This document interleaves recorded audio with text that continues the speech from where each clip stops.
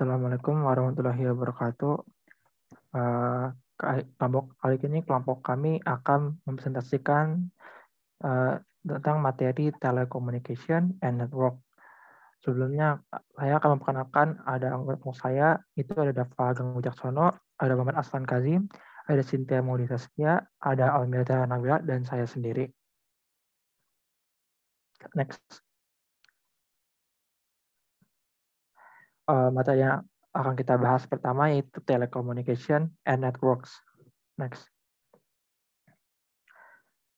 Apa itu komputer network atau jaringan komputer? Jaringan komputer adalah sistem yang menghubungkan komputer dan perangkat lain melalui media komunikasi sehingga data dan informasi dapat ditularkan di antara mereka. Lalu kita lanjut ke pengertian bandwidth, yaitu suatu nilai konsumsi transfer data yang dihitung dalam bit atau detik atau yang biasa disebut dengan bit per second atau BPS. Lalu ada istilah broadband yang artinya generik yang digunakan untuk berbagai jenis koneksi internet dengan menggunakan teknologi broadband. Broadband dalam arti harfiah adalah jangkauan frekuensi yang luas digunakan untuk mengirim dan menerima data. Ada beberapa tipe dari computer networks, yaitu ada personal area networks, ada local area networks, ada metropolitan area networks, dan ada wide area networks. Next.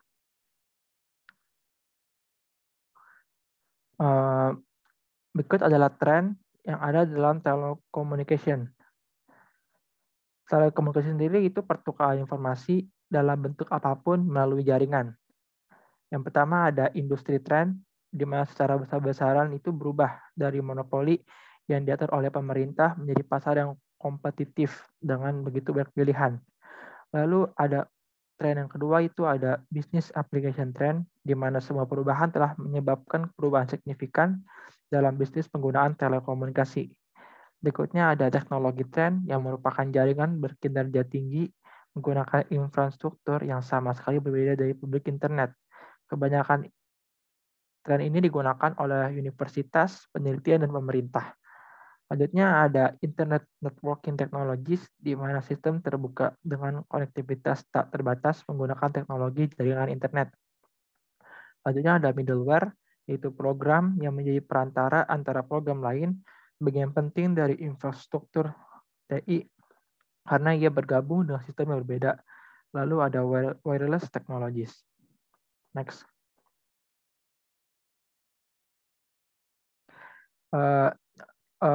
Value dari bisnis value dari telecommunication network sendiri itu adalah dapat memotong biaya, mempersingkat waktu tunggu atau respon, dapat meningkatkan kolaborasi, dan juga mendukung e-commerce.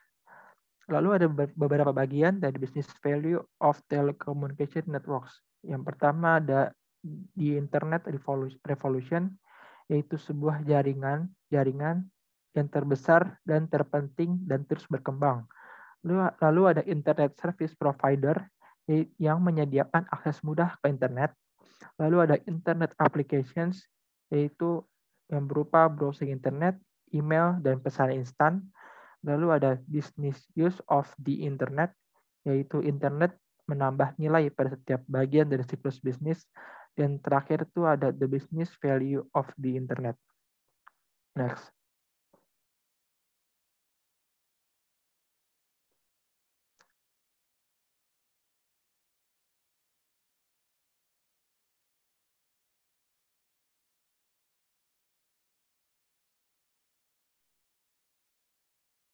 Selanjutnya.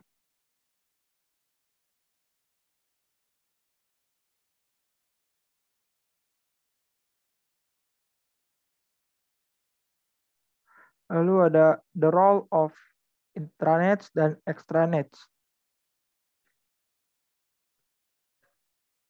Intranet sendiri adalah jaringan internal pribadi menggunakan teknologi internet yang terdiri dari the business value of intranet yang merupakan portal informasi perusahaan yang mendukung komunikasi dan kolaborasi. Lalu, kok diulang, Dap? Ulang dari awal lagi, Dap.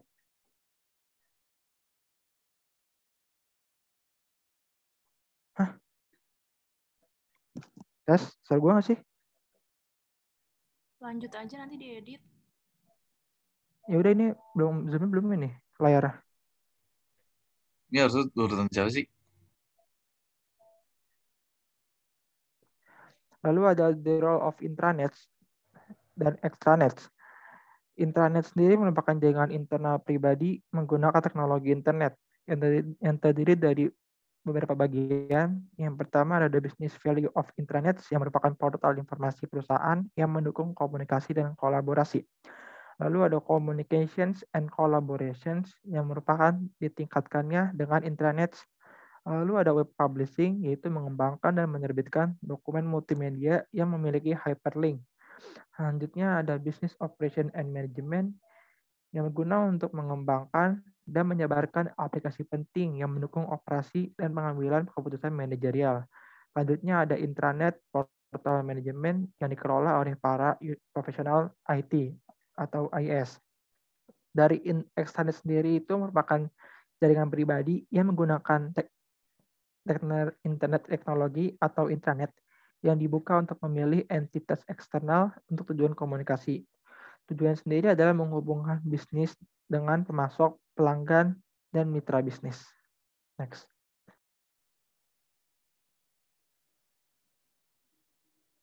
Lanjut ke section yang kedua, itu telecommunication network alternatives. Next. Nah, telecommunication alternatives ini adalah telekomunikasi sangat tinggi teknis, bidang yang berubah dengan cepat, tetapi kebanyakan profesional bisnis tidak perlu mengetahui pengetahuan rinci tentang detail ini. Nah, ada 5 basic components dari telecommunication network model itu. Yang pertama ada terminal, setiap perangkat input atau output untuk mengirim atau menerima data. Yang kedua, telecommunications processors, mendukung transmisi data atau penerimaan antar terminal. Yang ketiga, ada telecommunications channel, media tempat pesan kirim. Yang keempat, ada computers, dihubungkan oleh jaringan telekomunikasi. Dan yang terakhir, ada telecommunications control software, program untuk mengendalikan aktivitas dan fungsi telekomunikasi. Next.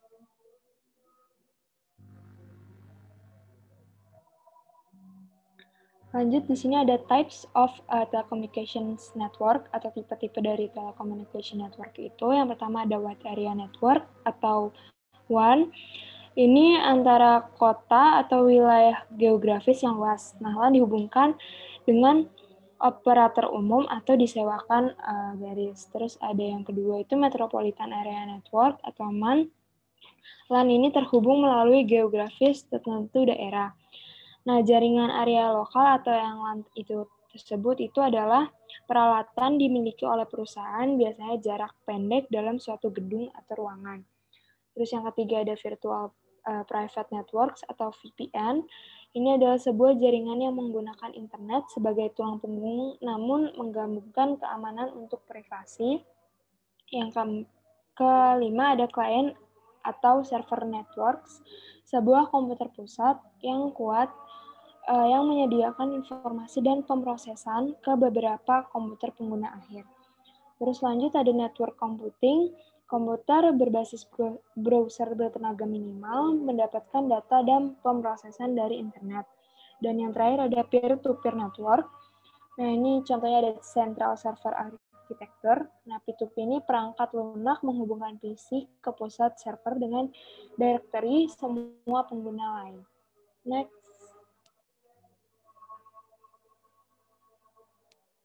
Di sini ada digital and analog signals. Yang pertama itu ada digital signals. Ini yang handphone. Itu hanya nilai tertentu yang diizinkan.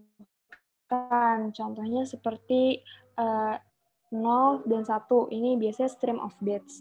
Nah, yang kedua ada analog signals. Ini nilai apapun di antara maksimum atau minimum nilai mungkin. Contohnya kayak antara frekuensi 20 Hz sampai 20.000 Hz. Biasanya ini wave signals. Next.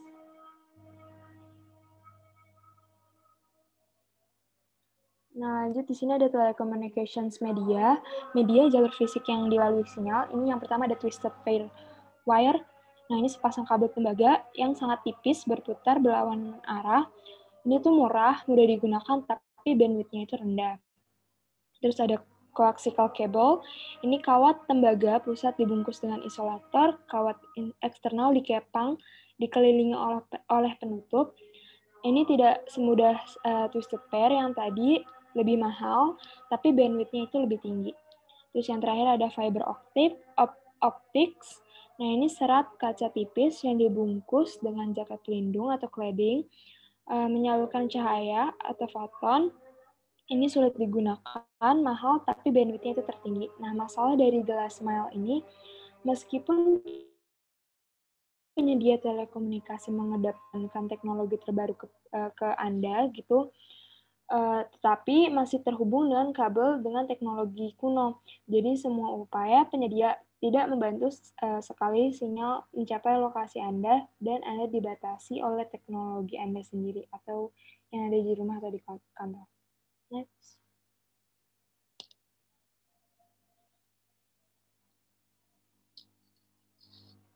Nah, ini ada wireless technologies, yaitu komunikasi tanpa kabel. Ini ada contohnya terrestrial microwave, itu adalah menara yang dilalui bumi dan sinyal radio penglihatan. Menara ditempatkan di atas bukit dan puncak bangunan biasanya.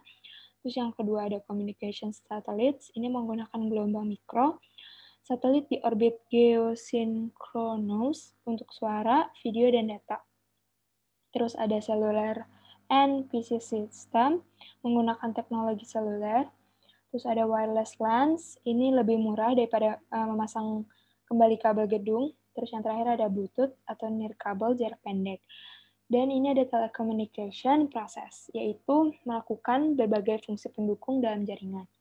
Yang pertama itu ada modem, ini prosesor paling umum. Yang kedua ada inter-network processor, ini menghubungkan jaringan, ada switch, router, hub.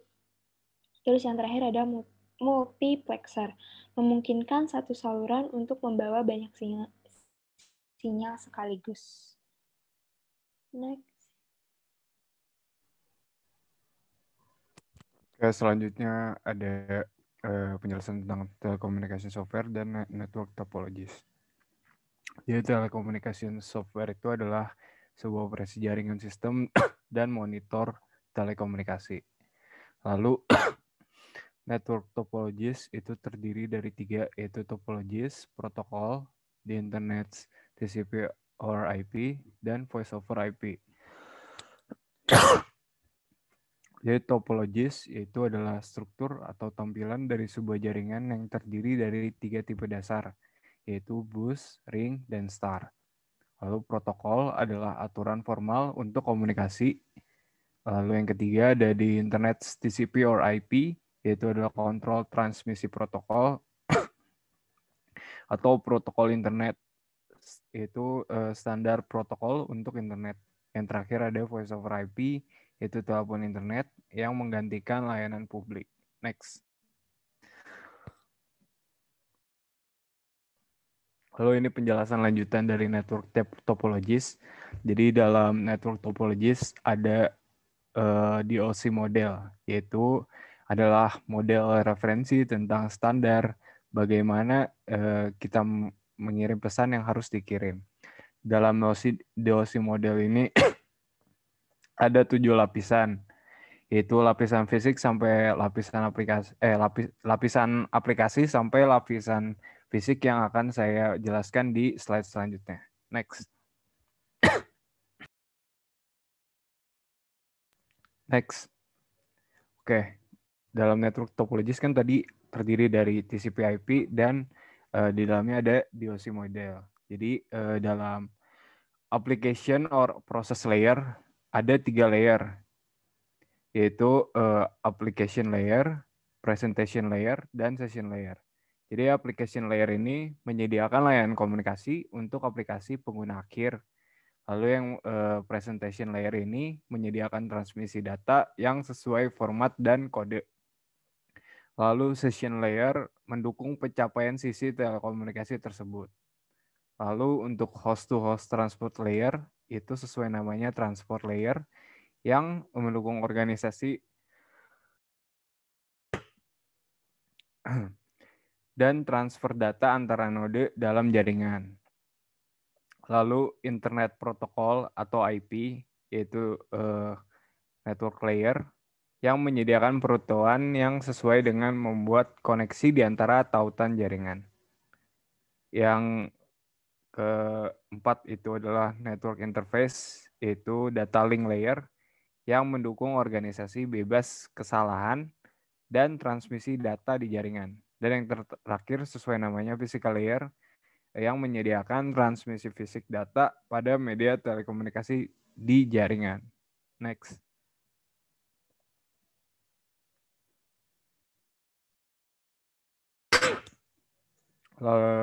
Di sini ada dua, yaitu switching alternatives dan network interoperability. Jadi switching alternatives itu adalah sebuah paket switching dan ide baru lainnya untuk menggantikan switching circuit standar dari POTS, yaitu Plain Old Telephone Services. Lalu untuk network interoperability, yaitu adalah sebuah prosedur umum dan protokol sehingga siapapun di jaringan dapat berkomunikasi dengan orang lain di jaringan lain. Next.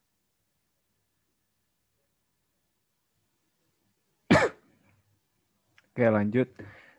Addresses on the Internet. Jadi addresses on the Internet ini ada 4 bagian, yaitu domain names, top level domain, name of the company, dan name of the specific computer. Jadi domain names ini adalah yang terdiri dari beberapa bagian yang dipisahkan oleh titik-titik yang berwarna merah dari kanan ke kiri. Lalu top level domain ini bagian paling kanan dari file nama internet. Misalkan kayak .com, .edu, dan .gov. Lalu name of the company itu adalah bagian selanjutnya dari nama internet. Dan yang terakhir adalah name of the specific computer, yang berikutnya bagian dari nama internetnya. Selanjutnya ada penjelasannya tentang addresses on the internet. Next. Jadi ini adalah contoh addresses on the internet. www.business.auburn.edu. Jadi bisnis di sini adalah name of the specific computer, itu bisnis yang tadi sudah saya jelaskan. Lalu Auburn di sini adalah name of the organization-nya, yaitu adalah Auburn University. Dan terakhir adalah top level domain .edu yang mencirikan tentang ini adalah domain tentang pendidikan atau education. Next.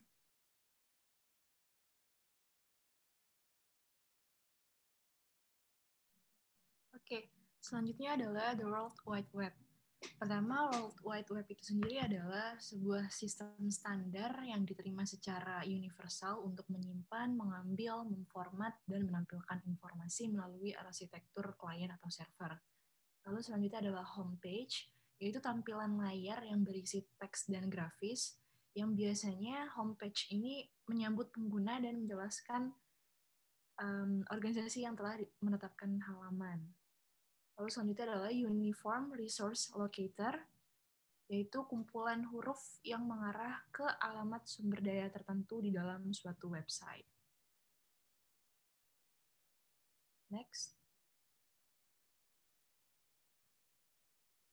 Oke, selanjutnya itu adalah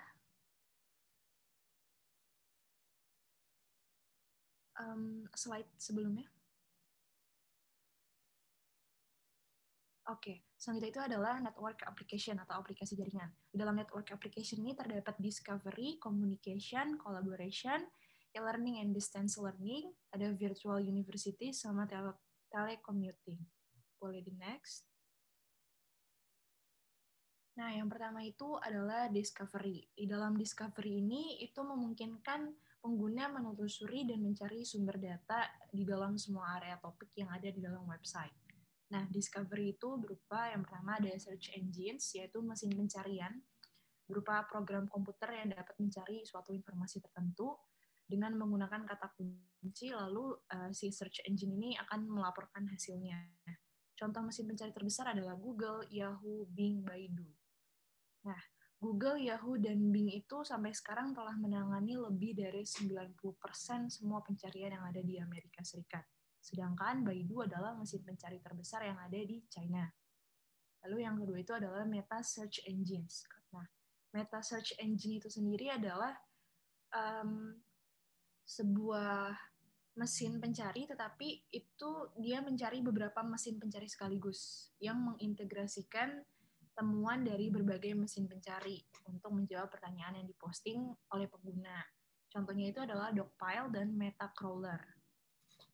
Nah, Discovery ini terdiri dari berbagai bahasa dan selanjutnya adalah terdiri dari portal.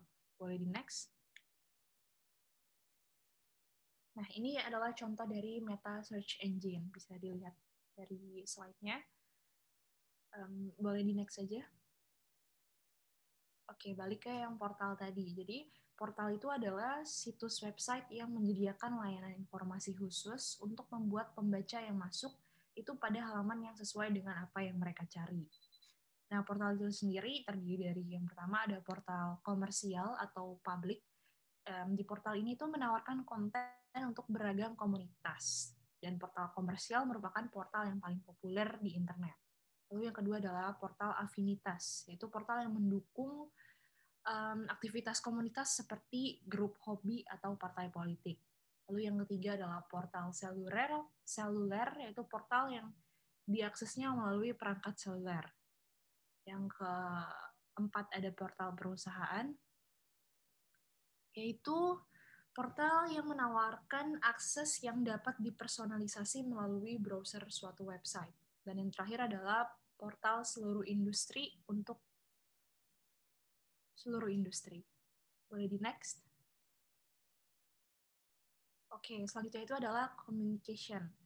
Nah, di dalam communication ini ada yang pertama electronic mail atau yang biasa sering kita sebut email. Itu tuh adalah sebuah aplikasi bervolume besar yang berjalan di internet.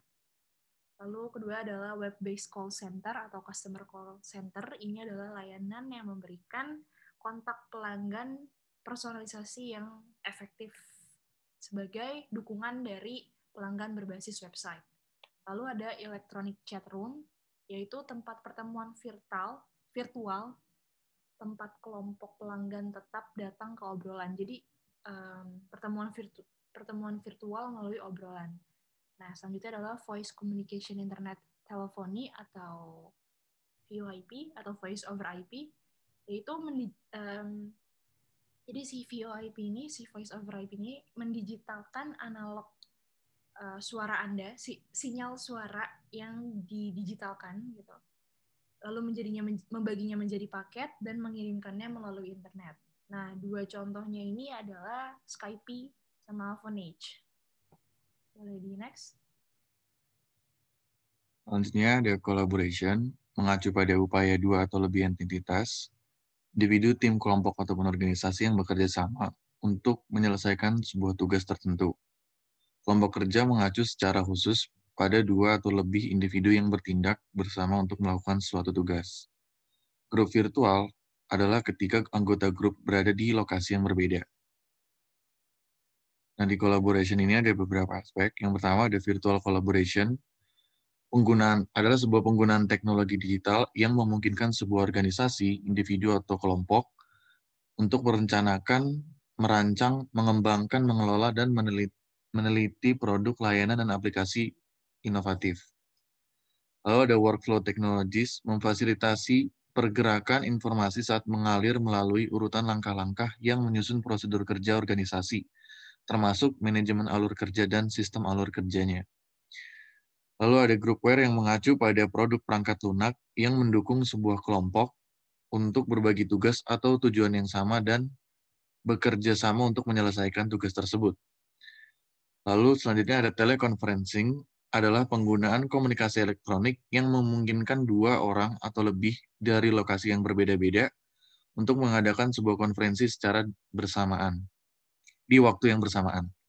Lalu ada video conferencing, ini mirip dengan teleconferencing, di mana perbedaannya adalah terdapat gambar, grafik, dan animasi secara elektronik, tidak hanya secara suara doang. Lalu selanjutnya ada web conferencing, adalah konferensi video yang dilakukan melalui internet. Lalu yang terakhir ada real-time collaboration tools yang mendukung komunikasi sinkron yang mendukung komunikasi sinkron dari informasi berbasis teks dan grafis, yaitu papan tulis berbasis komputer. Selanjutnya ada crowdsourcing. Mengacu pada outsourcing tugas sekelompok orang yang tidak terdefinisi, umumnya besar dalam bentuk panggilan terbuka. Ada juga telepresence system, versi terbaru konferensi video di mana sistem telepresence memungkinkan peserta untuk berbagi data, suara, gambar, grafik, video, dan animasi secara online atau elektronik. Lalu ada juga e-learning dan distance learning, di mana artinya adalah e-learning mengacu pada pembelajaran yang didukung oleh via web atau internet, dan distance learning adalah mengacu pada situasi pembelajaran di mana guru dan siswa tidak bertemu secara langsung, melainkan secara daring. Di sini ada perbedaan dari e-learning dan distance learning. Pertama ada dari sisi positifnya atau keuntungannya, benefits-nya. Pertama, pembelajaran mandiri meningkatkan potensi konten. Materi online juga memberikan konten terkini berkualitas tinggi.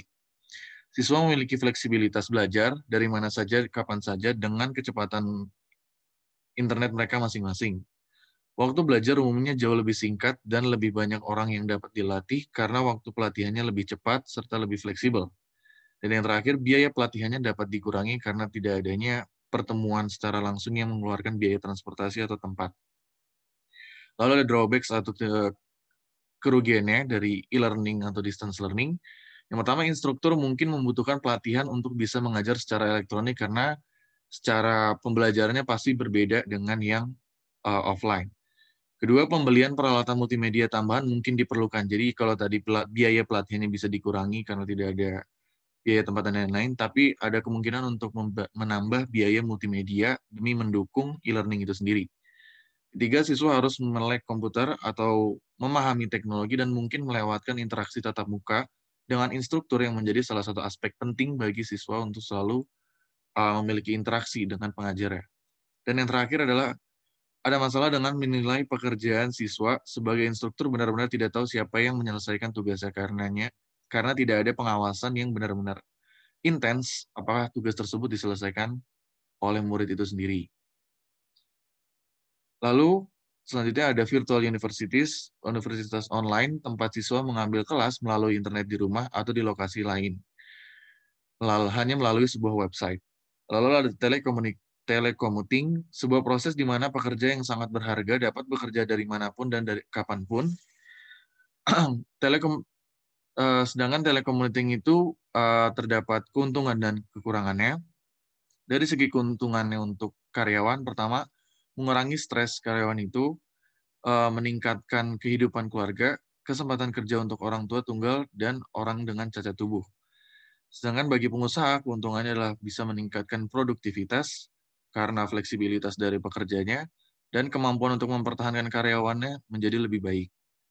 Sedangkan dari sisi kekurangannya bagi karyawan, perasaan terisolasi karena tidak adanya interaksi dengan karyawan lain, tidak ada visibilitas tempat kerja karena kerja harus dari tempat yang mereka miliki, dan potensi untuk promosinya lebih lambat karena mungkin tidak adanya sistem apresial yang bagus secara online. Dari sisi pengusaha, kerugiannya adalah pertama, kesulitan dalam mengawasi pekerjaan karena tidak bisa benar-benar mengawasi secara langsung.